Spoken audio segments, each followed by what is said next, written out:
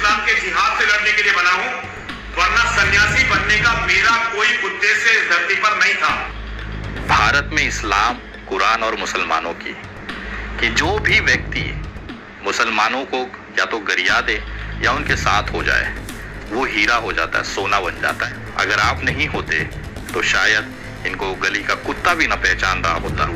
और इस्लाम, मुसलमान और कुरान को खत्म करने वाले कितने ही आए और चले गए।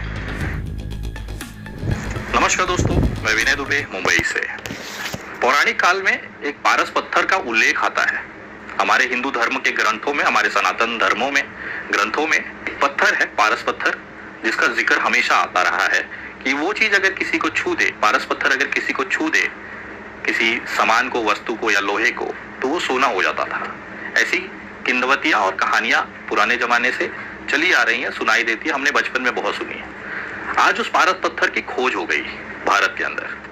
आपको सुन के आश्चर्य लग रहा होगा कि विनय दुबे आज किस मुद्दे पे बात कर रहा है। जी हाँ, मैं एकदम सही मुद्दे पे हूँ और ये जानकारी आप लोगों को बताना बहुत जरूरी था। कल शाम में बैठा हुआ था तो ये पारस पत्थर का मुझे ख्याल आया। आज भारत के अंदर वो पारस पत्थर का नाम है मुसलमान। उस पारस पत्थर का नाम है इस्लाम, कुरान।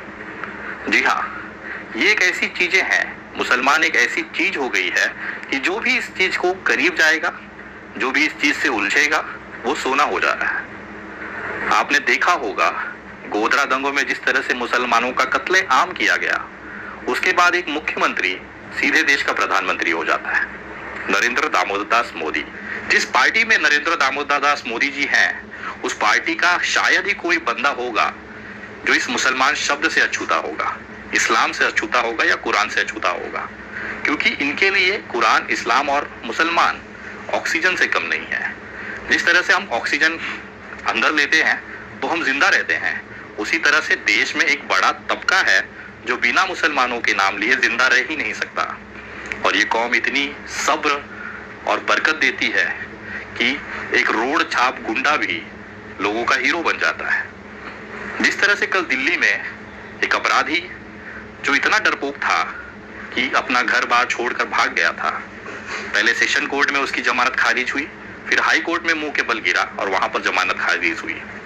ये बंदे को लोगों ने कंधे पर बैठाकर पुलिस स्टेशन पहुंचाया। इतनी खूबसूरत तस्वीर भारत में हो ही नहीं सकती। लेकिन पता है वो आदमी को आखिर जेल क्यों जाना पड़ा? उसके पीछे भी एक शब्द था, मुसलमान। वहां पे जो नारे लगे थे वो किसके लिए लगे थे? मुसलमान।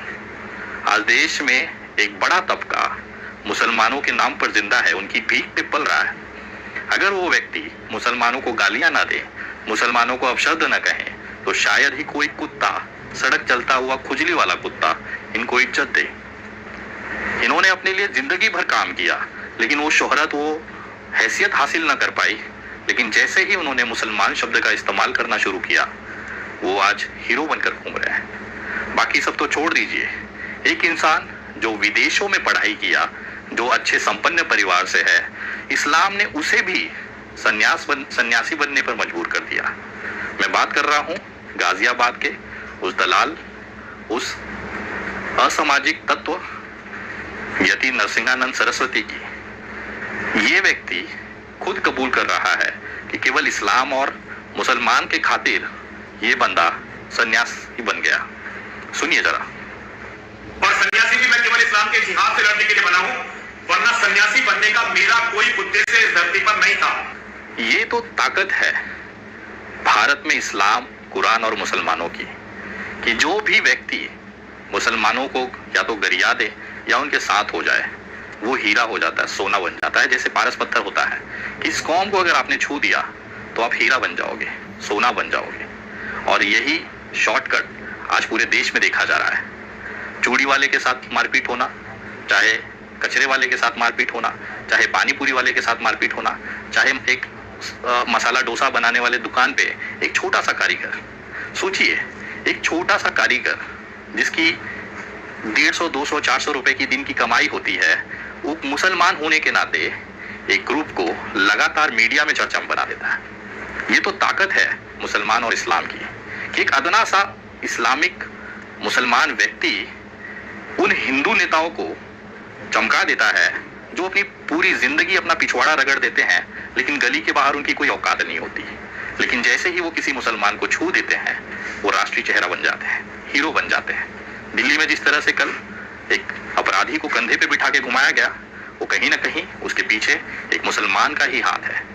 वो मुसलमान का नाम लेता है, उनको गालियां देता है, आज वो सोना हो चुका है। आपको पता है उमर खालिद भाई जेल में क्यों है? क्योंकि वो मुसलमान है।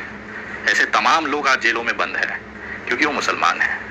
कहीं ना कहीं ये इस्लाम और मुसलमान की ताकत दिखाती है इस देश के अंदर, इस भारत के अंदर। उनकी सुंदरता और उनकी सब्र दिखाती है।